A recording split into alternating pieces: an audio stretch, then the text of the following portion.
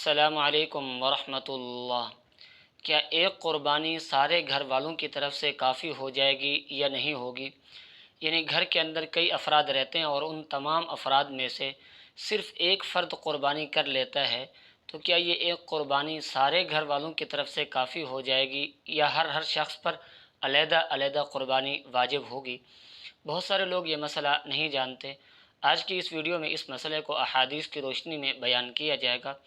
آپ سے التماس ہے اسی طرح کے اہم مسائل کی معلومات کے لیے اس چینل کو لازمی سبسکرائب کر لیں۔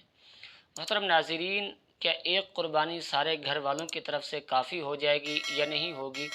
اس مسئلے کی کل دو صورتیں بنتی ہیں۔ اس کو سمجھنے سے پہلے یہ سمجھ لیں کہ قربانی کے واجب ہونے کی کتنی شرطیں ہیں۔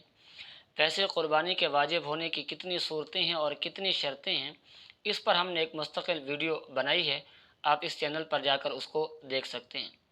بہرحال یاد رکھیے، قربانی کے واجب ہونے کی 4 بنیادی شرائط ہیں۔ پہلی شرط ہے عاقل بالغ ہونا، اور دوسری شرط ہے مسلمان ہونا، اور تیسری شرط ہے مقیم ہونا، اور چوتھی شرط ہے نصاب کا مالک ہونا۔ اب یہ 4 شرطیں جس شخص کے اندر پائی جائیں گی، اس شخص پر اپنی طرف سے قربانی واجب ہو جائے گی۔ اب گھر کے اندر 3 افراد رہتے ہیں، 4 افراد رہتے ہیں، 5 افراد رہتے ہیں، جتنے بھی افراد رہتے ہیں، ان افراد میں سے جس فرد کے اندر یہ 4 شرطیں پائی جائیں گی، اس شخص پر اپنی طرف سے قربانی واجب ہو جائے گی۔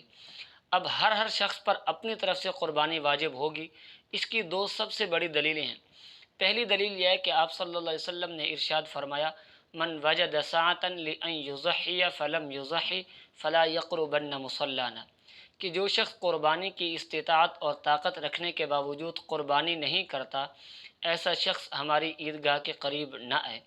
اب اس حدیث سے معلوم ہوتا ہے کہ ہر شخص پر اپنی طرف سے قربانی واجب ہے، اگر وہ صاحب استطاعت ہے اور اس کے اندر یہ 4 شرطیں پائی جاتی ہیں۔ اسی طرح دوسری دلیل یہ ہے کہ قربانی عبادت ہے۔ جس طرح دیگر عبادات ہر شخص پر علیحدہ علیحدہ واجب اور فرض ہیں، مثلا نماز ہے تو ہر شخص پر نماز اپنی طرف سے فرض ہے، اسی طرح قربانی یہ بھی عبادت ہے، اور یہ عبادت بھی ہر شخص پر اپنی طرف سے واجب ہو جائے گی اگر اس کے اندر یہ 4 شرطیں پائی جاتی ہیں۔ اب آتے ہیں اس مسئلے کی طرف کہ اگر ایک قربانی کی گئی تو سارے گھر والوں کی طرف سے ادا ہو جائے گی یا نہیں ہوگی۔ اس کی 2 صورتیں ہیں۔ پہلی صورت یہ ہے کہ اگر گھر کے اندر کئی افراد رہتے ہیں، مثلا 3 فرد رہتے ہیں، ایک والد ہے اور 2 بیٹے ہیں۔ اب گھر کا سربراہ جو ہے وہ والد ہے، اور بیٹے جو کچھ کمائی کرتے ہیں وہ سارا کچھ آ کے اپنے باپ کو دے دیتے ہیں، اور باپ جو ہے وہ گھر کے سارے اخراجات پورے کرتا ہے۔ بیٹے جو ہے وہ اپنے پاس صرف اپنے ضروری خرچے کے لیے کچھ رقم رکھ لیتے ہیں، اور وہ اتنی تھوڑی رقم ہوتی ہے کہ وہ نصاب کو نہیں پہنچتی، یعنی 52.5 تولے چاندی کی مالیت کو نہیں پہنچتی۔ تو اب تو قربانی صرف سربراہ یعنی والد پر واجب ہے، اگر والد نے قربانی کر لی تو ادا ہو جائے گی۔ اور دوسری صورت یہ ہے کہ ہر شخص اپنی کمائی اپنے پاس رکھتا ہے، یعنی 3 فرد ہیں، باپ اپنی کمائی اپنے پاس رکھتا ہے، بیٹے جو کچھ کماتے ہیں وہ اپنے پاس رکھتے ہیں۔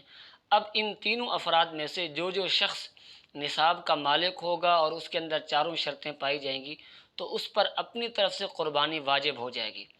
مثلا اگر یہ تینوں فرد جو ہے صاحب نصاب ہیں اور ان کے اندر 4 شرطیں پائی جاتی ہیں، تو اب ان تینوں پر اپنی طرف سے قربانی واجب ہو جائے گی۔ ایسا نہیں ہے کہ والد نے قربانی کر لی تو بیٹوں کی طرف سے ادا ہو جائے گی، ایسا نہیں ہے۔ بیٹوں پر اگر وہ صاحب نصاب ہے تو علیحدہ قربانی واجب ہو جائے گی۔ اللہ رب العزت سمجھنے کی توفیق نصیب فرمائے۔